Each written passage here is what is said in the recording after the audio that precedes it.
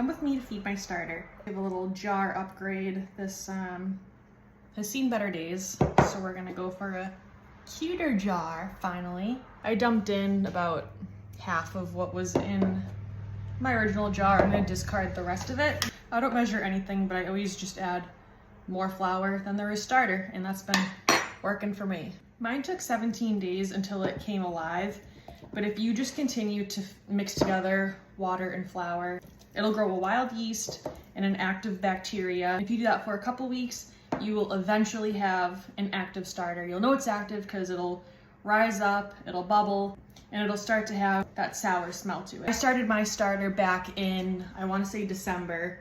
It is now July, and I've had the same one going. Her name is Mama. There's definitely days that I have neglected my mother and did not feed her, but she forgave me. She didn't die, and here we are, still at it. If somebody were to gift you some starter, it should be good to go right away. You'll just feed it, and then once it bubbles up and reaches its peak, which means it's done rising and it starts to deflate, that's when you're ready to bake with it. So I just keep mine on the counter. I loosely place the lid on. You don't want to tighten it.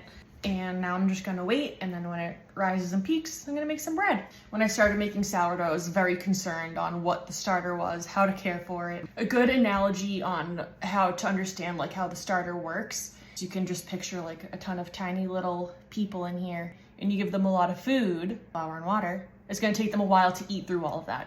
Whereas you have a whole crowd of people in here, a whole family, and you give them just a small amount of food, flour and water, they're gonna eat through it quicker. That's what helped me. It sounds weird now that I'm saying it out loud, but I can picture it in my head.